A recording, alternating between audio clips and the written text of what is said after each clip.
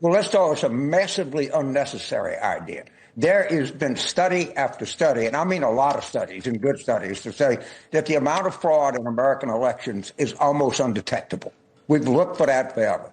So you ask yourself, if an elderly person doesn't have a driver's license, or a married person takes her husband's name, which my wife chose not to, but other people do, that's people's own business. Well, they can't produce a thing saying I'm Jane Smith, because the birth certificate is Jane Jones. So the other thing is not necessary. Why are we putting another bureaucratic layer to solve a problem that doesn't exist? Why don't we solve problems that actually exist, like, say, Medicaid to the states, that this budget is utterly destroyed? So I just think it's totally unnecessary. It's totally grandstanding. It's doing what a lot of Democrats do. Look at me. I'm so moral. I'm so smart. I'm doing things that don't affect anybody, but watch me. And that's what this is really about. So the Republicans would say, look, there's tens of millions potentially of illegal or undocumented folks here in the United States. How do you prevent them from participating in elections if you're not, verifying that they're citizens? There's several reasons. If I'm undocumented, whatever word you use, I'm not going to show up and vote. Right? I mean, I'm not going to expose myself. In all of the evidence, and I mean massive evidence. When President Bush, 43, was president, they had a whole study to try to see how much fraud there was in the election. It's almost impossible to detect. I'm not saying that you have all these people voting election, there's zero fraud, but it is not, the honesty of American elections are not a problem. Not a problem in the least. And I would be the first to say Donald Trump won the election of 2024. I don't think it was fraud. I think he actually got the most votes. But I think we're dealing with a problem we don't need to deal with. It's not a problem.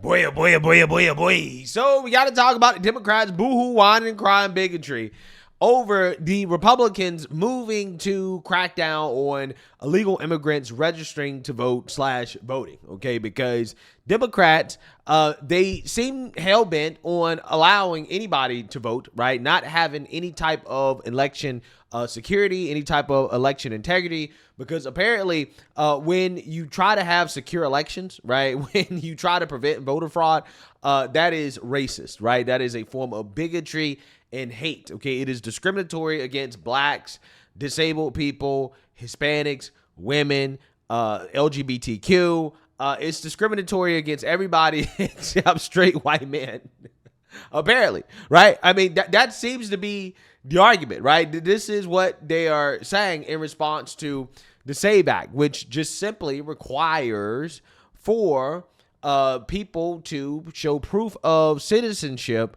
when registering to vote or making changes to their voter registration. You need to prove that you are, in fact, a United States citizen, which is something that Democrats are finding to be controversial. The SAVE Act is a bill going through the U.S. legislature that would require people to show proof of citizenship in order to register to vote. KGO9's Andrew Christensen has more on the requirements and what Democrats and Republicans have to say about it.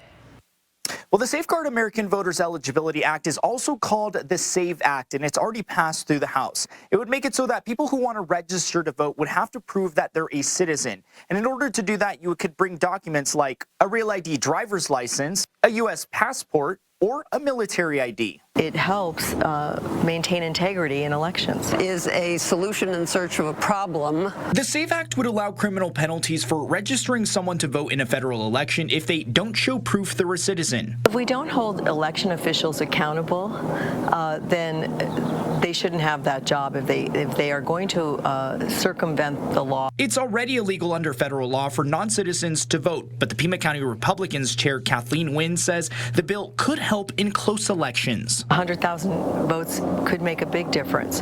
So we want to ensure that everyone that votes has the legal right to do so. The bill also allows for legal action against election officials. not only unfairly would put a legal burden on them, but it's a tremendous work burden. Gail Camaris is a volunteer for the Legislative District 18 Democrats. She says the SAVE Act could hurt certain groups of people, like women. I've been married twice, so if I move, I could potentially have to get my birth certificate, my first marriage certificate, my divorce papers. As a woman who has been married, divorced, remarried, I've never had a problem proving who I am. Camaris says the SAVE Act could also hurt financially challenged people. If I had to send to 4 different jurisdictions for all my documents, it would take probably months, and it would take, maybe $100 or more. And people who want to register to vote through mail would still have to go to an elections office in order to show proof of citizenship. The bill is now heading to the Senate. Andrew Christensen, KGUN 9. Yeah, so of course Democrats are boohoo, whining, crying, voter suppression, racism, hate, bigotry, right? They are raging over simply requiring people to show proof of citizenship when registering to vote. Because again, apparently, according to Democrats, this is a form of discrimination because black people are too poor / too dumb. And women, again, it's too much of a hassle. And they just come up with all types of very weird reasons to be against common sense. Speaker, I rise today in strong opposition to the SAVE Act. While everyday Americans are struggling from the fallout of Trump's disastrous tariff policies, Republicans are pushing through a bill that strips Americans' constitutional right to vote, a vote that was hard-won and for which many died. They claim the SAVE Act is intended to prevent undocumented immigrants from voting, but it's already illegal for them to vote, and it is extremely rare. In reality, the SAVE Act makes it harder for Americans, especially women and people of color, to participate in our elections. We've seen these tactics before, creating barriers to the ballot box to suppress the vote, and yet Republicans continue to find ways to undermine democracy. I urge my colleagues to take a hard look in the mirror and ask themselves, do you want to stand on the side of voter suppression, or do you want to stand on the side of democracy? 2 big votes in the U.S. House today. The Safeguarding American Voter Eligibility, or SAVE Act, is a major voter suppression measure that, if it becomes law, will disenfranchise millions of eligible voters and badly undermine U.S. democracy. A lot of women are not happy at all about that particular bill as well. Plus, married women are really upset about this particular bill because of the impact on them. Republicans keep claiming, with no proof whatsoever, voter fraud, voter fraud. You got an idiot in the White House who believes in voter fraud as well, that he got cheated out of the election, but the other Republicans who were on the same ballot, somehow that worked, but these fools, it didn't. So this bill's going to change how we register to vote.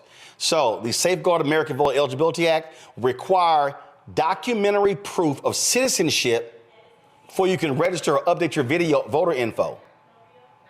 Now, on the surface, that may sound real, but let's talk about what that really means, especially for black folks, women, young folks, rural communities, and anyone who's ever had to jump through hoops just to get basic paperwork. If this bill becomes law, you would need to show a passport, which costs you money, a birth certificate, or something like a real ID, just to register to vote in person. That means no more online signups, no more registration drives at churches or barbershops, no more signing up by mail. It also means if you get married and change your name, women, you could be blocked from voting unless you track down your marriage license. And that ain't easy. Check this out. Non-citizens already can't legally vote in federal elections. It's a crime. Well, the House passed the SAVE Act, which makes it so married women can't fucking vote without a passport.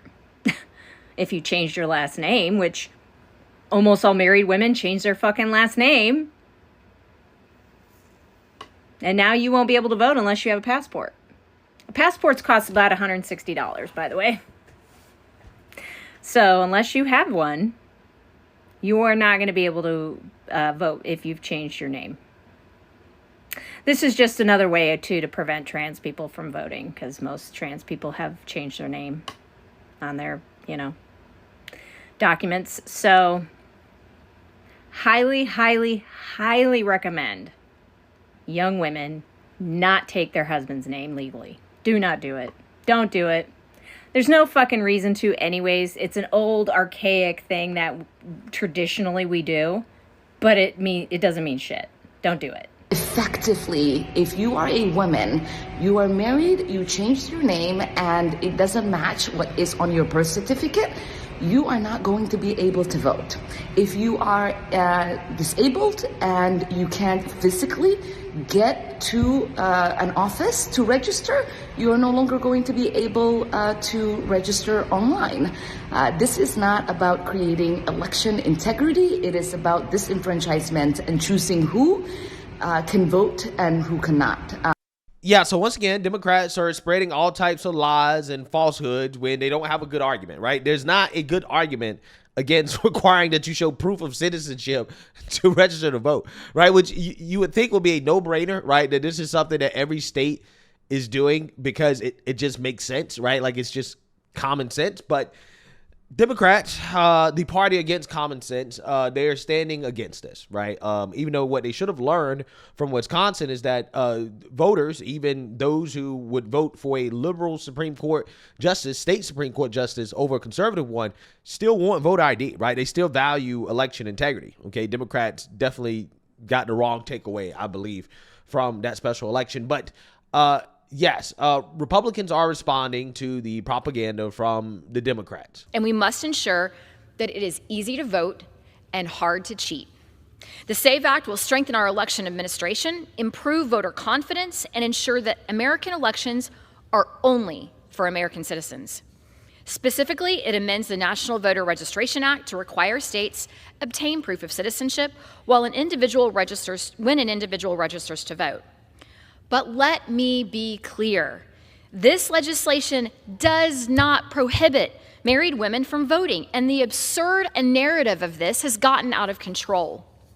When you change your name, Mr. Speaker, just as I have when I got married, you have to provide your birth certificate and a marriage certificate. This is already required when you update your ID, your Social Security records, and yes, your voter registration too. When your name is legally changed, it updates across government systems. Real ID, passport, other valid forms of ID mentioned in the SAVE Act are sufficient proof of citizenship. And no, your birth certificate doesn't have to match your current ID. Let me just add this.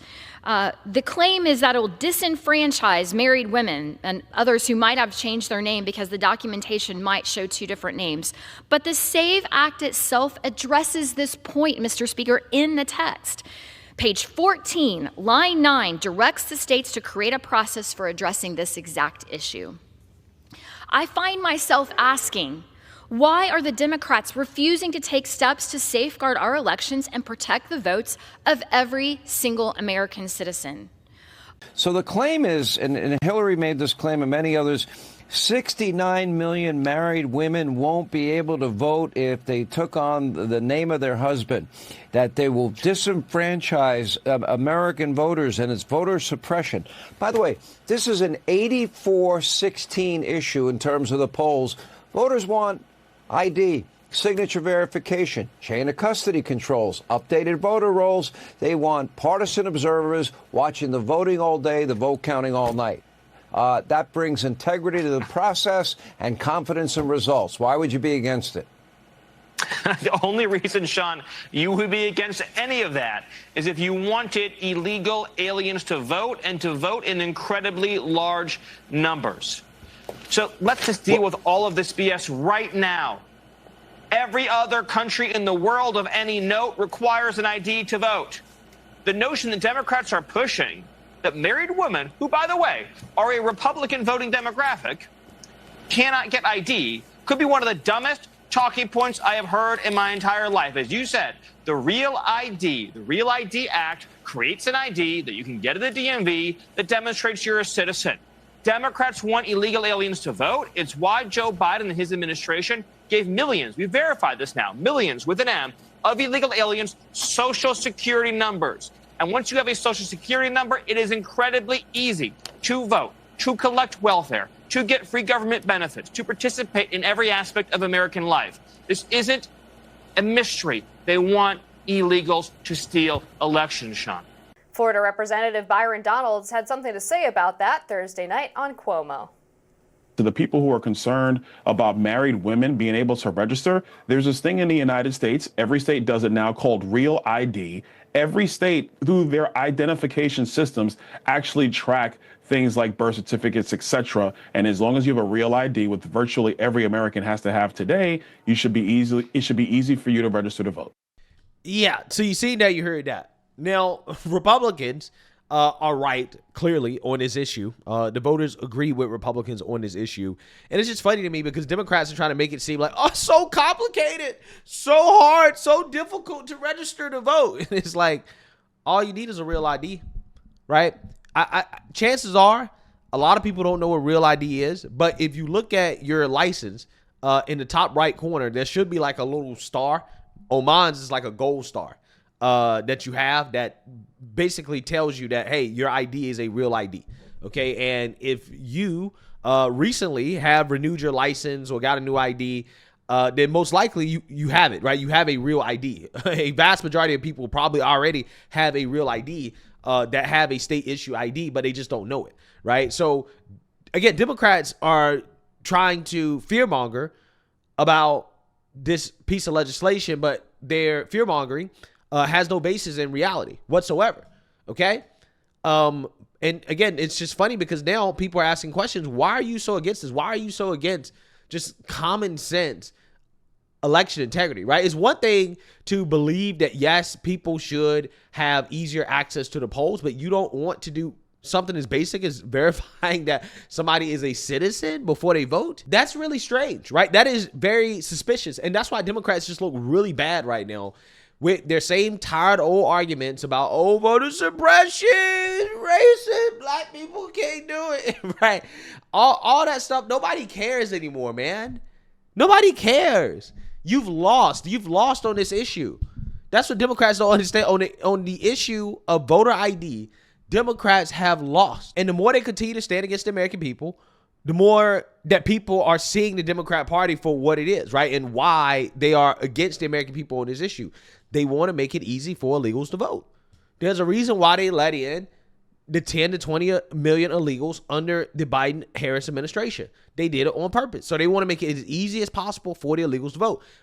Democrats are giving out these driver's licenses to illegals left and right in these blue states. Why is that? It's because they can then turn around, theoretically, and take those driver's licenses and try to register to vote.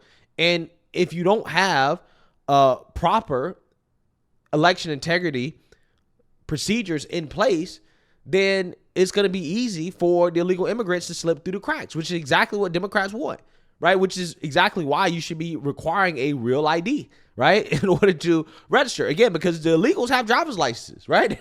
They are running around with state identification. So you got to make sure, no, this is the Real ID, right? This is the real thing that you're using. Democrats don't like that.